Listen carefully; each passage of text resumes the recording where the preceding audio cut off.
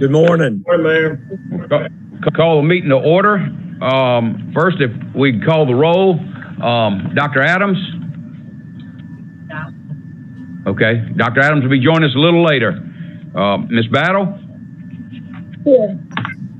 Mr. Deal? Here. Mr. Loeb? Here. The chair is here. Any opening remarks? Ms. Battle? None. Mr. Deal? None. Mr. Loeb? None. I assume all members of the board have had an opportunity to review the minutes as prepared. Any errors or omissions? If not, the chair would entertain a motion to approve the minutes as presented. Well, before we do that, Jim, I do have on page 5, when we called the question about the change to the ESG contract. Yes. The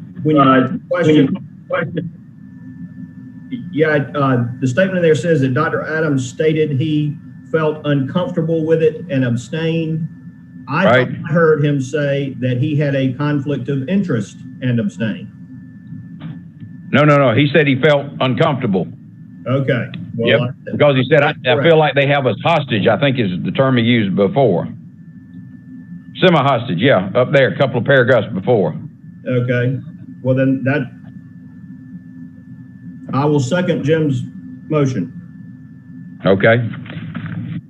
Any discussion? If not, Ms. Battle?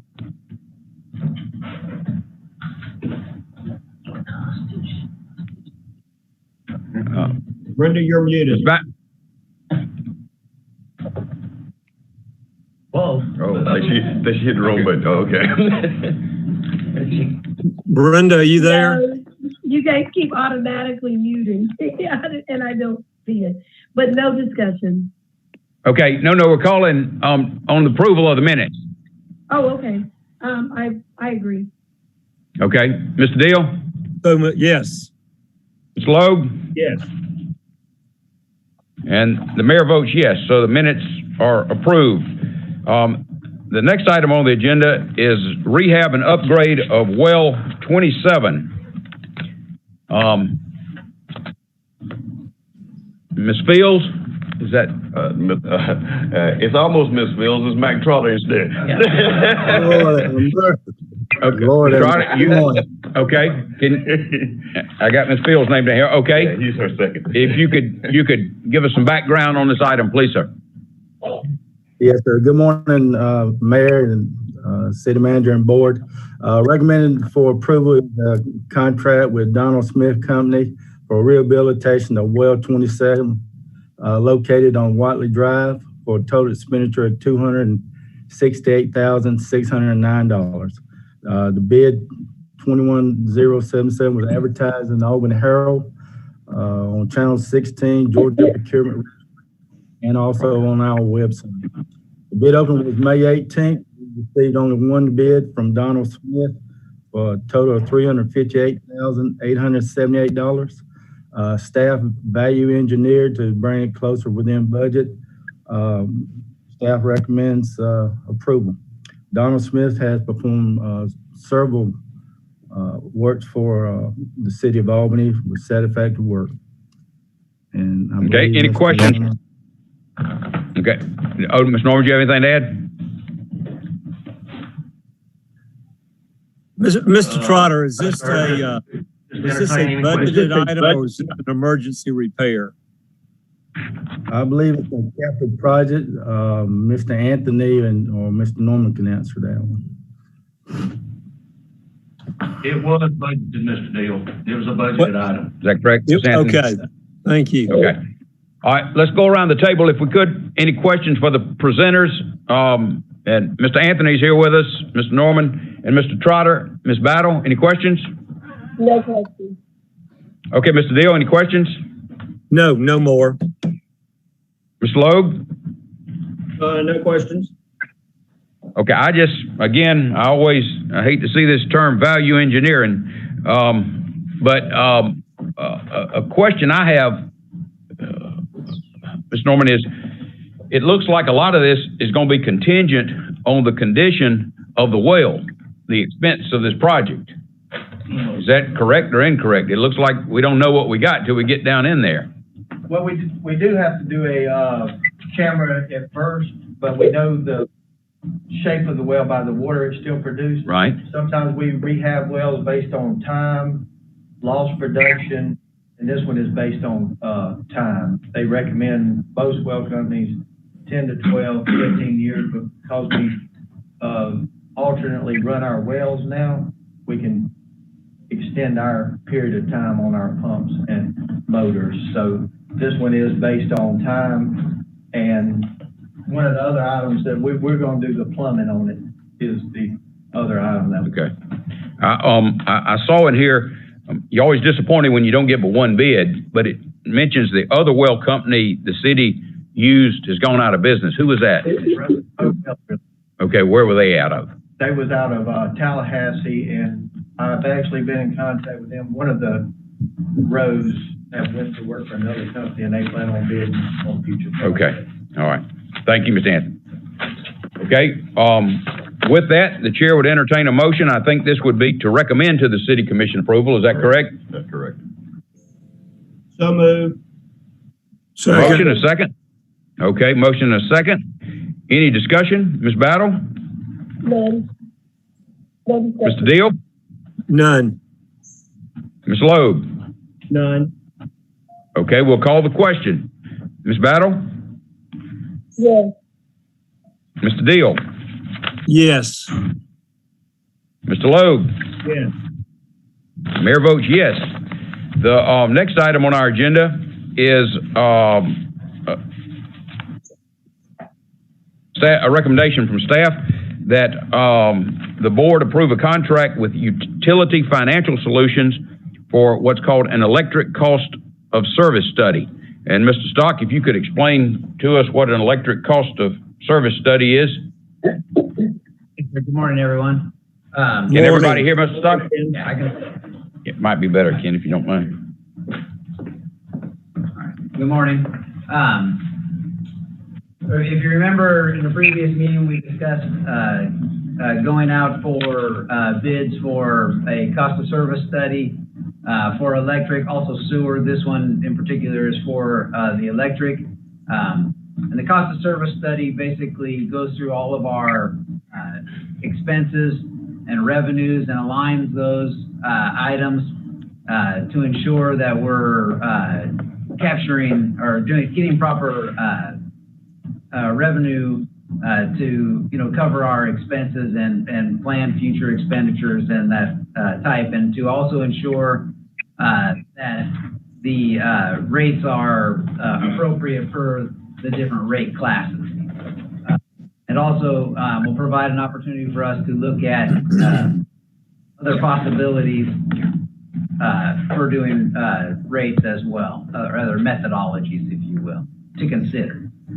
So this is that study. The study is proposed to take about 3 or 4 months. We had 3 bidders. We evaluated all 3 of the proposals, and all the proposers were very qualified. Some had more municipal experience than others. Certainly lend some credit to that. All of them could produce the report within the time frame. The bidder that scored the highest is the one that actually had, in my opinion, and I think in the group's opinion, the clearest and easiest to understand samples for the reports and the quality of work. And coincidentally also had the lowest price, so which is always a good thing.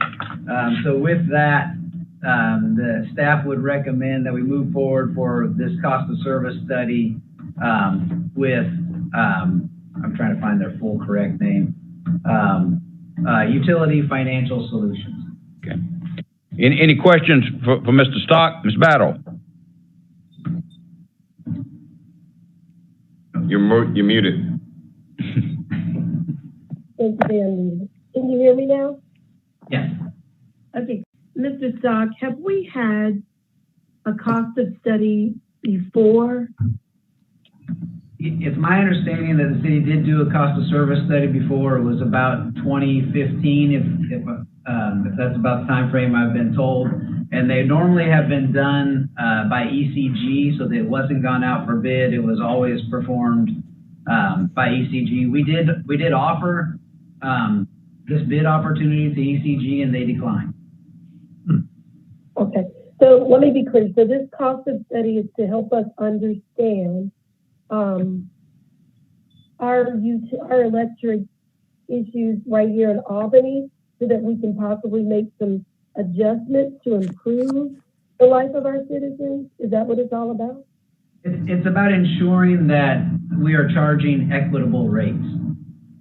Okay. All right. And what did we learn from 2015? That we were or were not? Well, I wasn't here, so I would assume that they learned that the rates were equitable, and that's why they kept them established as they were. All right. Okay. Got it. Can we retrieve and provide that information from 2015 to the members of the board? Yes. Okay, thank you. All right, Mr. Deal, any questions? Well, how often are we planning to do this? What do we think the how often do you plan on having a cost study done? Industry would kind of recommend the 3 to 5 year range. It kind of also depends on if your system has, major items impacting it. So if you had a major change in your supply, obviously then you'd want to do a study, because that's going to impact rates. But otherwise, letting it stretch to 5 years is actually not a terrible thing. Okay, thank you. No more questions. Mr. Deal? No, Brenda addressed what I was curious about. I'm good. Mr. Deal? Mr. Logue? Yeah, it's same here. I was curious about best practices. I know in the past, for some, they actually do a cost of service study annually, but I think that's a little overkill unless things are changing dramatically. Right. So, but I do think that we ought to think about perhaps, particularly with where we are and what's going on, we might want to look at something closer to the 3-year range as opposed to 5-year range, at least for the next study after this one. Noted. Okay, thank you, Mr. Logue. And just for my edification, this study, there'd be comparisons with similar cities in the state, what the hourly rates are. Would there also be an assessment of the typical household usage? There would, yes. Okay, that would help us too. Okay. All right. The chair would entertain a motion to authorize staff to enter into this contract. So moved. Is there a second? Oh, motion is second. Any discussion? Ms. Battle? No. No discussion. Mr. Deal? None. Mr. Logue? None. Okay, we'll call the question. All in favor indicate by saying aye. Ms. Battle? Aye. Mr. Deal? Aye. Mr. Logue? Aye. Chair votes aye. Staff is authorized to enter into this contract with Utility Financial Solutions. The next item on the agenda, if we can remember from our last meeting, we had heard from Mr. Scott before. He's the gentleman that owns a house somewhere in Albany. He does not live here. And I think Mr. Logue had brought this up months before we heard from Mr. Scott the first time regarding the minimum charge or standard charge for garbage pickup and making some kind of adjustments for people who do not live in the residence like Mr. Scott. And I think staff has got 3 recommendations. Mr. Stock, if we could hear from you. Yes, sir. Thank you.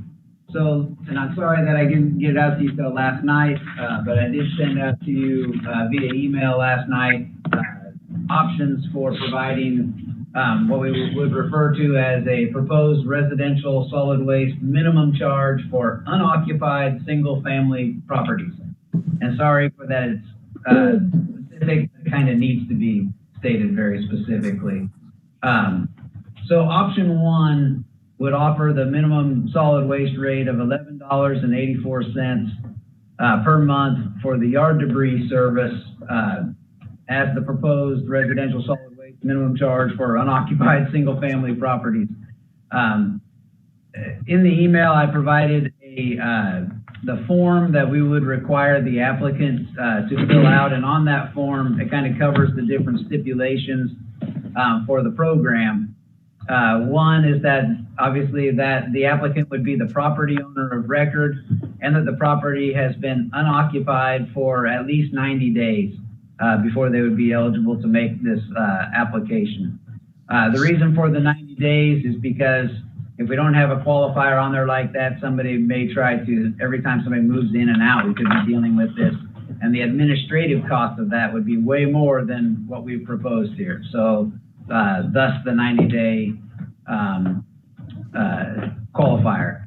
And then, as stated, the applicant would be billed $11.84 per month for yard debris. The applicant would not be provided a barrel and would be required to dispose of any solid waste they generate at an approved landfill. That's per the verbiage in our ordinance.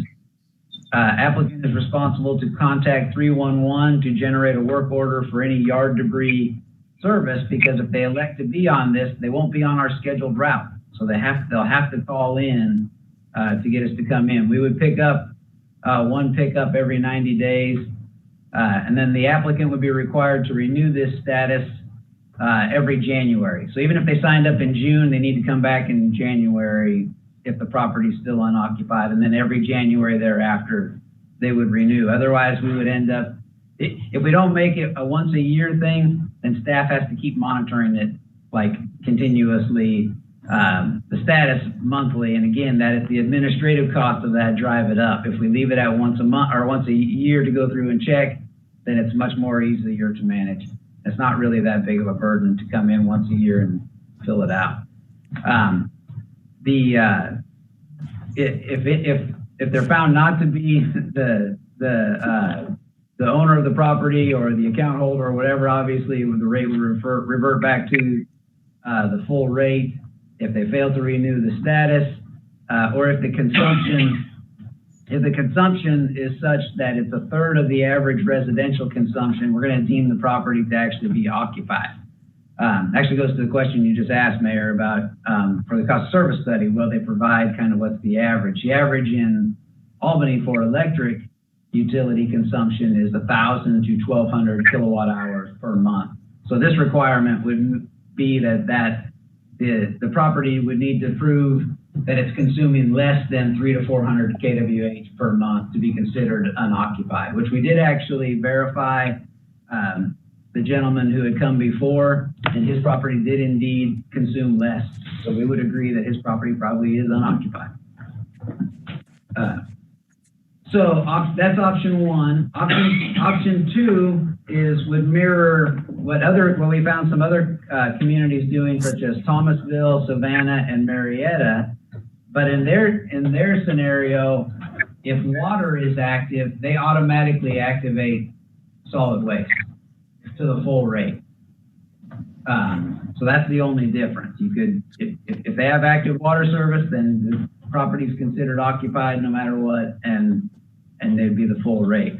And the rest of it would follow option one as far as electrical. And then option three would be we continue with our current practice. Okay. Any questions for Mr. Stock, Ms. Battle?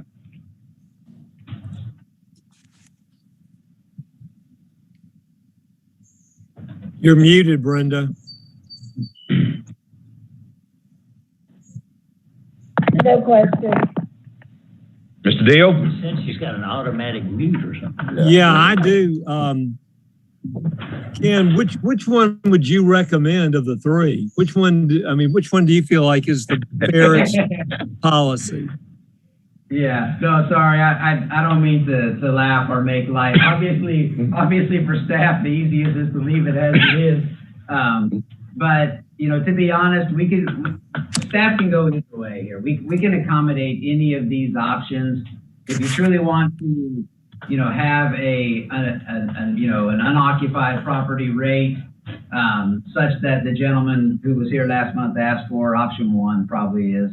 It involves a little bit more work on our part, but it's very doable, expressed the way that I've presented it. Well, I think it's very fair if a property's not occupied that they should not be charged a monthly fee, you know, a regular monthly fee.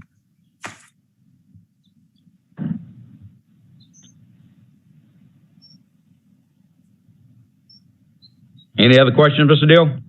No, that's it. Okay. Mr. Logue? Yeah, Ken, and I think I know the answer to this. In option two, you talk about active water service. What you mean is they've got it turned on regardless of whether they actually use any water during a month. Just as long as it's available there, then Thomasville, Savannah, and Marietta do charge the full garbage fee. Is that correct? Yes, sir, that is correct. The only one caveat, and I don't mean to muddy the waters, no pun intended, on this one is that in Marietta, for example, they stated that, yes, if there's active water service, we charge the full rate. However, if a customer comes in after the fact and says, hey, I really wasn't there this month, if they can pull the bill up and actually look and see that the consumption was zero, then they credit that back. I don't mean that, again, if you start to do that, you start to add a bunch of administrative hoops that actually drive our costs up. And I was going to say that turns out to be even more expensive. Absolutely. Right. Okay, well, and my observation is the same as yours, Ken and Jim. The option one appears to be, if we want to give folks the opportunity to take it where there is a residence that is not occupied, it seems that that's the most equitable solution. That's all, Mayor. Thank you. You just think that even if a house is unoccupied, they're going to be limbs break. You'll have to rake the leaves, you cut the grass, so there will be some pickup yard debris. And so I think this policy would take that into consideration. We're making some concession to people like Mr. Scott. I think there was a consensus that something needed to be done, but of course, if we didn't have some protocoling, I think we'd probably have a run of folks saying that nobody's living here. So I think this is a reasonable compromise or concession, as the case may be. And if any member of the board has a preference and wants to make a motion on one of these three options, they can do so now. I would move that we choose option one. Okay, is there a second? Second. Motion and a second. Any discussion? Ms. Battle? No discussion. Okay. Mr. Lowe? No, sir. Just one observation, another observation. I think that you're right. This would be fair on the yard debris because we're only picking up once every 90 days. So we're actually going to collect almost $36 before that pickup occurs. Okay. That was By design. Yep. Okay. I'm sorry. I skipped Mr. Deal. Any comments, Mr. Deal? Discussion? No, I'm good. I'm good with the proposal. Stands. Okay. We're stands voting. We're voting on option one, which was a standard monthly fee. Ms. Battle? Yes. Mr. Deal? Yes. Mr. Logue? Yes. Mayor votes yes. The next item on the agenda is the discussion about resuming in-person utility meetings. I think what the city attorney pointed out, and most of us are probably aware, that Governor Kemp has entered an order as of Thursday, July 1st, the state of emergency, public health state of emergency will conclude. And, you know, maybe some members want to continue to participate remotely, and if that's the will of this board, that's fine. But we need to have a policy authorizing virtual attendance and participation. So, with that, anybody have any thoughts, Ms. Battle? Well, I've noticed that the commissioners, they're alternating possibly, where somebody may be out, the others. I mean, because COVID is still alive and well. So maybe we can kind of alternate on being virtual and then in person. Just a thought. Okay, so what you're suggesting is have 2 members come in at a time and 2 members participate remotely. Yeah, because we sit like very close to each other. So yeah, I think that would be great. Unless you guys have some type of divider or something in place, I don't know. Not in this room. I guess we could meet down at the government center if the room's available. I mean, if that would be the preference. I mean, I'm open to anything. I'm not trying to. Yeah, that's a good idea. I mean, it's a small space, and then the public's coming as well. I'm assuming we're resuming, and COVID is still active. So there's just a thought. Okay. Mr. Deal, any comments? Yes, I'm in favor of meeting, down in the boardroom. I think the criteria we ought to have is that you either have to be vaccinated or you have to wear a mask. Okay, I think that's reasonable. Ms. Logue? I think that Jim's proposal is reasonable, and I am in favor of us getting back together. Okay. All right. Well, I think we got 3 options here. We could investigate the possibility of moving down to the government center in room 100, where you have the plexiglass dividers. We could have an arrangement whereby the chair and 2 members of the utility board attend the meetings in person and the other 2 members participated remotely, or we could have everybody come back with the understanding that you have to be vaccinated, you have to wear a mask if you've not been fully vaccinated. So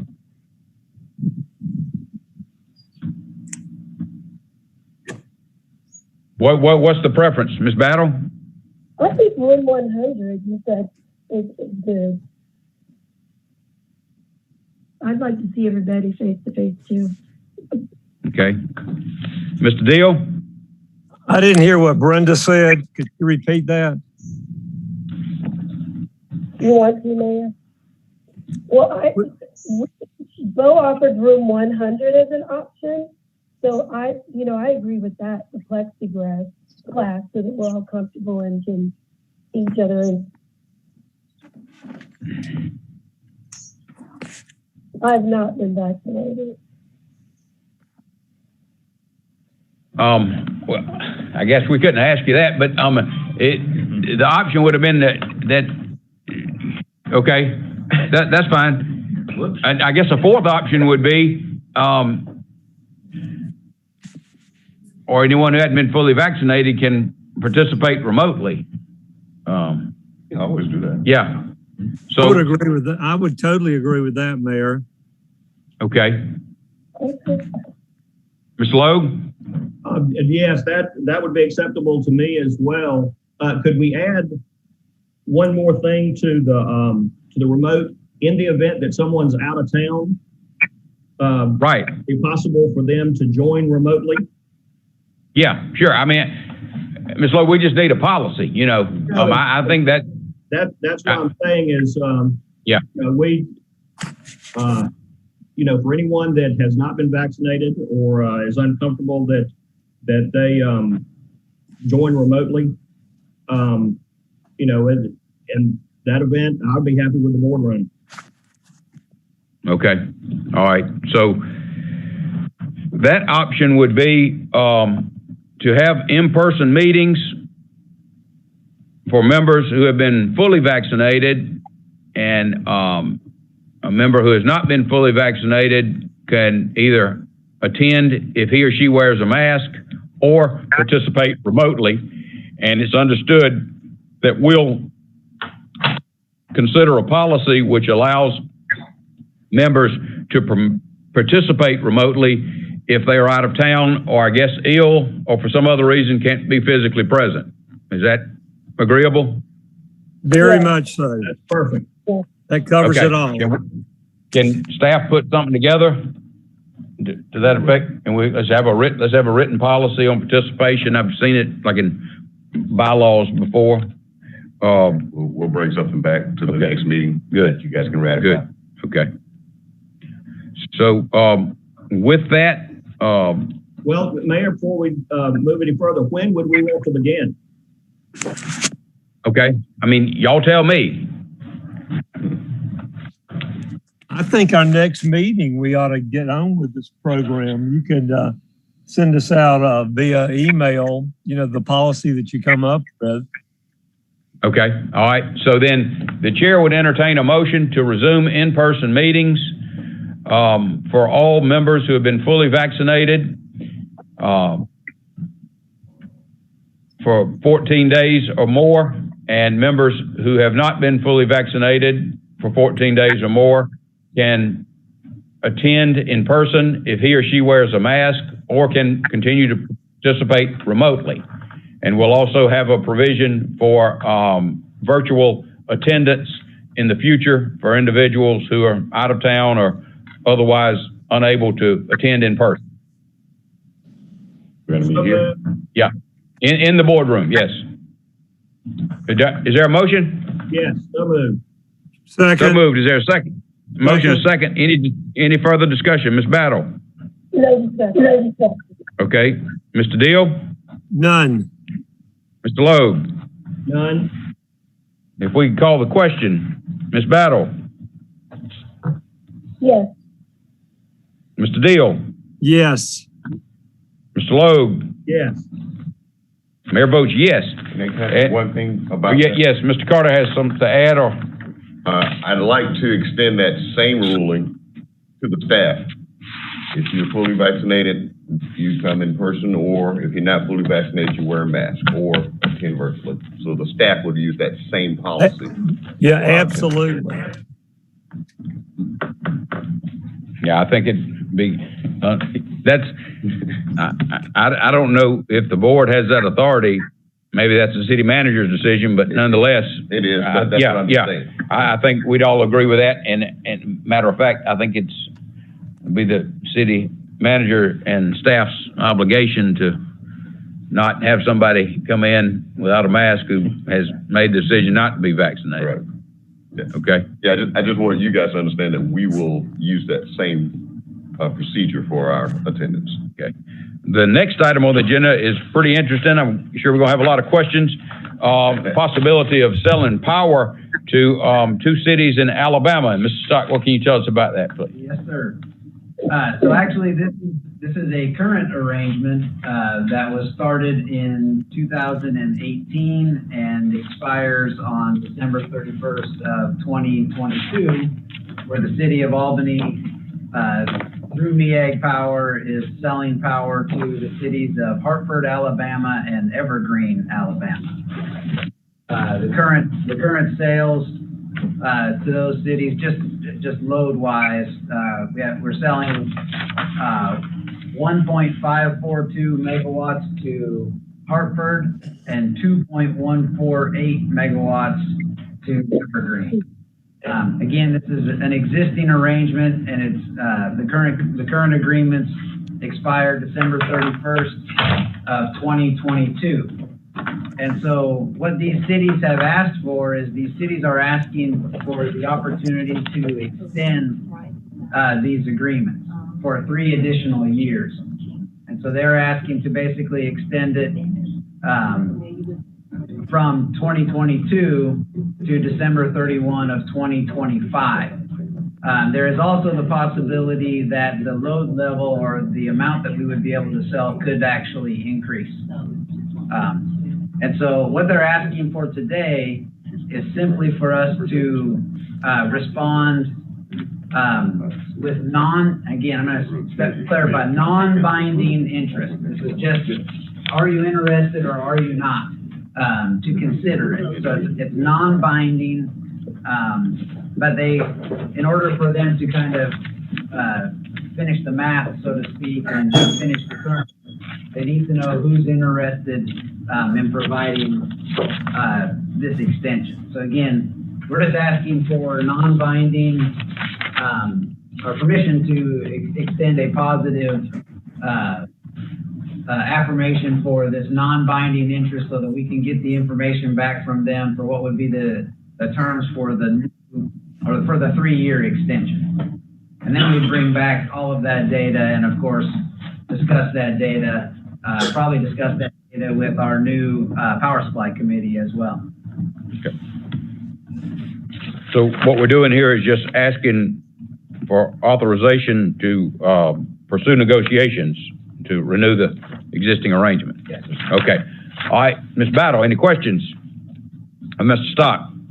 Just so the public understands, the excess power that we've had from companies leaving the city as well as residents, is this what we've done in the past?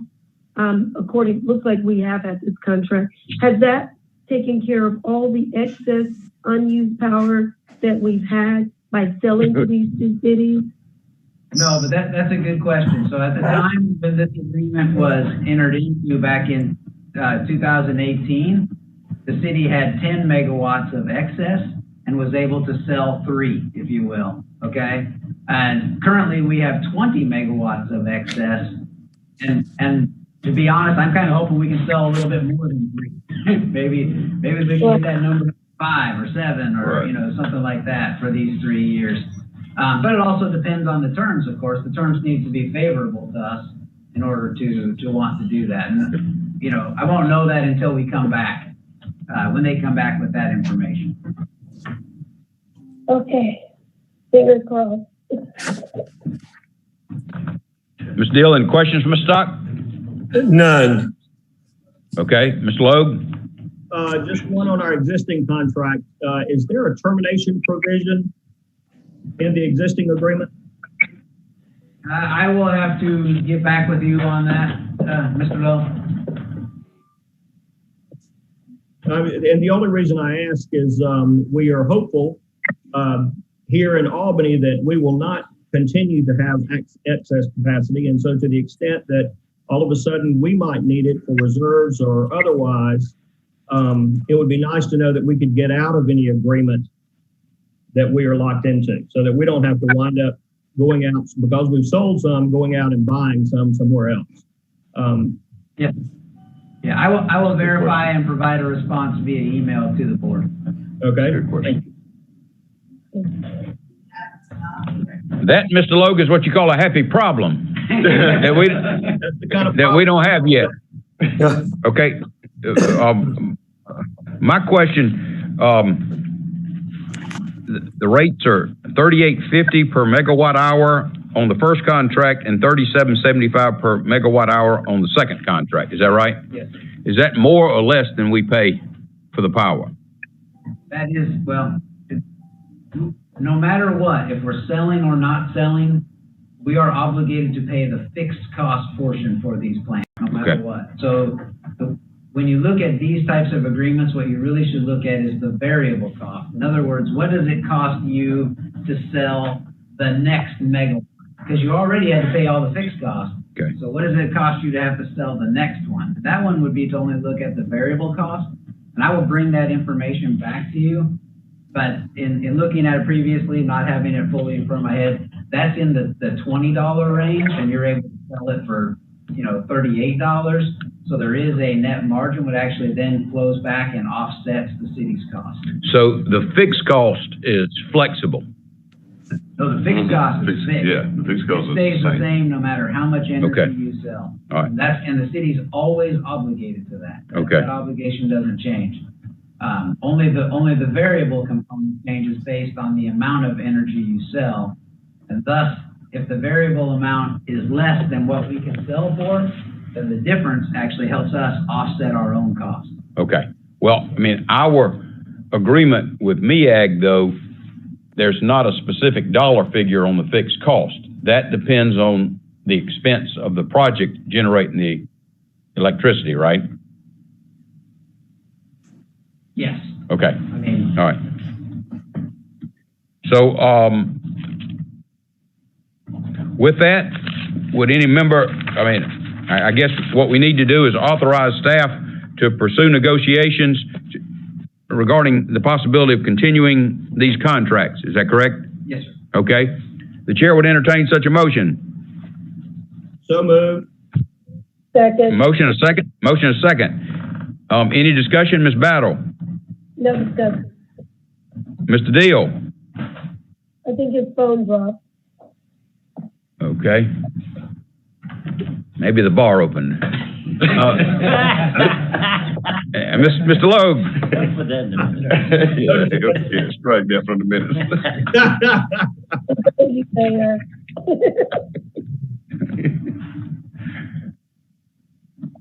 Any comments, Mr. Logue? No comments. Okay. Okay.